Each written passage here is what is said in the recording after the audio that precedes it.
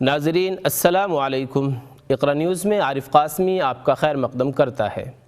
پہلے آج کی ہیڈ لائنز ملاحظہ فرمائیے۔ برطانیہ کے ایشیائی ارکان پارلیمنٹ نے ویڈیو پیغام میں کہا ہے کہ کرونا کا ٹیکہ بالکل محفوظ ہے اور اسے لگوانے کی اپیل کی ہے۔ پاکستانی وزیر اعظم نے کہا ہے کہ کشمیر کا مسئلہ اس لیے حل نہیں کیا گیا ہے کہ یہ مسلم علاقہ ہے، انڈونیشیا کا عیسائی علاقہ ایسٹ تیمور تیز روی کے ساتھ حل کر دیا گیا۔ صوبہ آسام میں 1 اپریل سے حکومت کے امداد یافتہ مدارس اسکولوں میں تبدیل کر دیے جائیں گے۔ آئیے اب چلتے ہیں خبروں کی تفصیلات کی جانب۔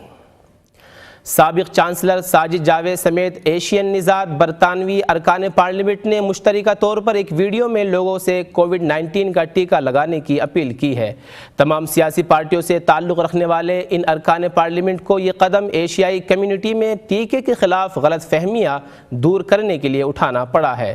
ساجد جاوید نے کہا، میری امی نے ٹیکہ لگوایا ہے اور میری باری آئے گی تو میں بھی ٹیکہ لگواؤں گا۔ ان کی طرح دیگر ارکان پارلیمنٹ نے بھی اپنا لسانی پس منظر بتا کر کہا کہ یہ ٹیکہ بالکل محفوظ ہے۔ کنزرویٹو پارٹی کے سابق چیئرمین سر ایان ڈنکن اسمتھ نے حکومت سے مطالبہ کیا ہے کہ یوغر مسلمانوں پر چینی مظالم کو روکنے کے لیے چینی حکومت پر دباؤ ڈالے۔ ہاؤس آف کامنز میں تقریر کرتے ہوئے سر ڈنکن نے کہا کہ مظالم کی ایک لمبی فہرست ہے جس میں زنا بالجبر، کنسنٹریشن کیمپس، لوگوں کی جبری نسبندی کیا جانا، ان کے ساتھ ناروا سلوک، زیادتیاں اور اذیت دیا جانا۔ یہ سب ایسا معلوم ہوتا ہے کہ 75 سال پرانے واقعات ہیں، مگر یہ سب کچھ آج ہو رہا ہے۔ انہوں نے باتیں ٹریڈ بل پر ہونے والی بحث میں کہی اور foreign office minister Nigel Adams پر بھی برسے۔ I asked that the Foreign Secretary go to the UN and call for an independent inquiry, but I also sadly recognise, Mr. Speaker, that there are ways to deal with this through the UN are almost certainly going to be blocked by China. So given that likelihood, will my right honourable friend at least get the UK to make its own legal determination after weighing up this new evidence? Of course, the world wants to deal with China, but cannot continue as business as usual while this sort of blatant activity continues. Hindustan کے صوبہ آسام میں 1 April سے حکومتی امداد دیے جانے والے تمام مدارس کی حیثیت بدل کر اسکولوں میں تبدیل کر دی جائے گی۔ اس کی زد میں 620 مدارس آ رہے ہیں۔ نجی طور پر چلائے جانے والے مدارس کے تعلق سے فی الحال کچھ نہیں کہا گیا۔ علی گڑھ مسلم یونیورسٹی کے سابق طالب علم شرجیل عثمانی کے خلاف بغاوت کے لکھنؤ اور پونے میں مقدمات درج کر لیے گئے ہیں۔ شرجیل عثمانی پر پونے میں حکومت کے خلاف تقریر کرنے کا الزام ہے۔ شرجیل عثمانی نے دسمبر 2019 میں شروع کی گئی شہری بل مخالف تحریک کے دوران اپنی بے باک تقریروں کے باعث شہرت حاصل کی تھی اور ان کے باعث جیل میں ڈال دیے گئے تھے۔ شرجیل نے اپنی حالیہ تقریر میں اتر پردیش میں جعلی پولیس مقابلوں میں لوگوں کے مارے جانے پر تنقید کی تھی۔ انہوں نے کہا تھا، ایک مثال اتر پردیش سے میں آتا ہوں، وہاں کا مکھیہ منتری بولتا ہے کہ ہم انکاؤنٹر کریں گے۔ جیسے انکاؤنٹر ایک مشہپ ہوتا ہے کہ سامنے سے کوئی آ گیا گولی چلا دی تو پولیس کو بھی بدلے میں گولی چلانی ہے۔ ہمارا چیف منسٹر بول رہا ہے کہ ہم انکاؤنٹر کریں گے، اور اپنی حکومت میں آنے کے بعد اگلے 1 سال تک ڈیلی 19 لوگوں کو مارا، سبھی مسلمان یا دلت تھے۔ اور یہ انکاؤنٹر کرنے والی پولیس CNRC کے پروٹیسٹرز پہ اتر پردیش میں سینے پہ گولی چلاتی ہے، بولتی ہے کہ پاکستان چلے جاؤ۔ IPS آفیسر بولتا ہے پاکستان چلے جاؤ۔ کوئی مجھے سمجھائے کہ میں کیسے بھروسہ کروں اس پولیس پہ۔ I don't trust Indian police. Legislative میں جو بیٹھے جو ہمارے لیے قانون بنا رہے ہیں، اس طرح کا جینوسائیڈل بل جو لے کر آتے ہیں، فارم بل لے کر آ رہے ہیں، جو اس پہ تو کم سے کم ہم سب کی عام رائے ہے that we don't trust the people sitting in parliament۔ ہم کو ان پہ بھی بھروسہ نہیں ہے۔ مدھیہ پردیش پولیس کی طرف سے مبینہ طور پر مذہبی جذبات مجروح کرنے کے الزام میں اندور سے گرفتار کیے گئے اسٹینڈ اپ کامیڈین منور فاروقی کو سپریم کورٹ نے عبوری ضمانت دے دی ہے۔ منور فاروقی کو 2 جنوری کو دیگر 4 افراد کے ساتھ مدھیہ پردیش کے شہر اندور سے گرفتار کیا گیا تھا۔ ان پر الزام ہے کہ انہوں نے ایک اسٹینڈ اپ شو کے دوران ہندو دیوتاؤں کے خلاف توہین آمیز کلمات کہے تھے۔ یوم یکجہتی کشمیر پر وزیر اعظم عمران خان نے پاکستانی زیر انتظام کشمیر کے شہر کوٹلی میں ایک جلسے سے خطاب کرتے ہوئے کہا ہے کہ دنیا نے کشمیریوں سے وعدہ کیا تھا مگر اسے اس لیے پورا نہیں کیا گیا کیونکہ اس کا تعلق ایک مسلمان آبادی سے ہے۔ انہوں نے کہا، سب سے پہلے تو دنیا کو یاد کرانا کہ وہ جو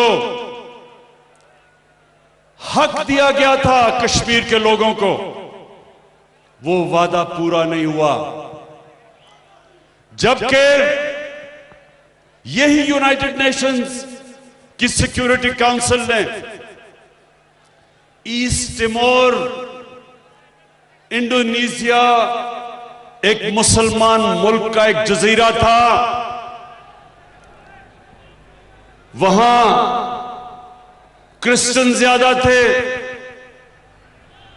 ان کو وہی حق ایسٹ ٹیمور کو دیا گیا اور وہ بڑی جلدی پورا کیا گیا، ریفرینڈم کروایا گیا اور ان کو آزاد کر دیا۔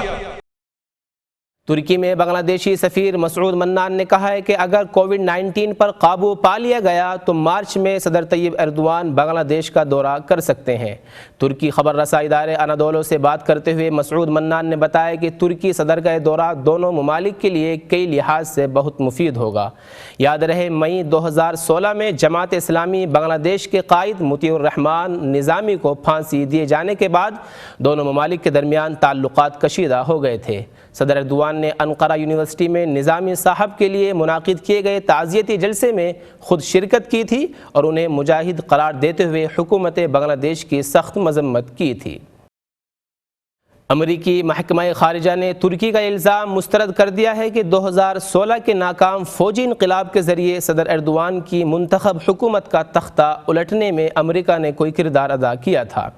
ترک وزیر داخلہ سلیمان سوائیلو کے حوالے سے الزام ترک روزنامے حریت نے شائع کیا تھا۔ اسرائیلی فوجیوں نے بیت اللحم میں ایک فلسطینی نوجوان کو شہید کر دیا اور مقبوضہ مغربی کنارے کے شہر ہیبرون میں ایک مکان اور بجلی کا نیٹ ورک مسمار کر دیا۔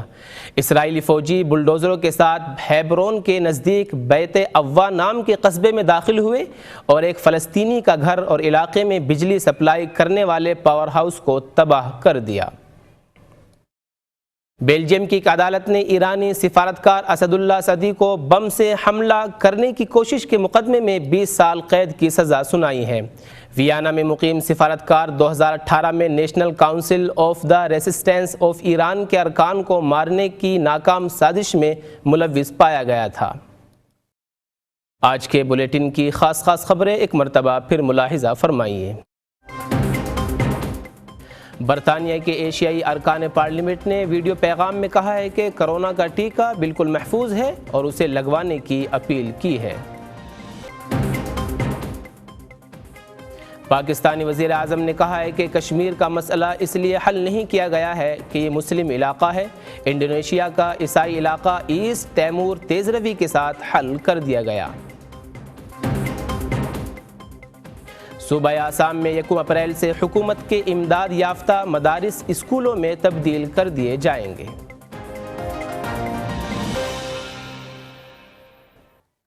اب خبروں کا وقت ختم ہوا چاہتا ہے، اگلے بلیٹن تک اجازت دیجیے۔ اللہ حافظ۔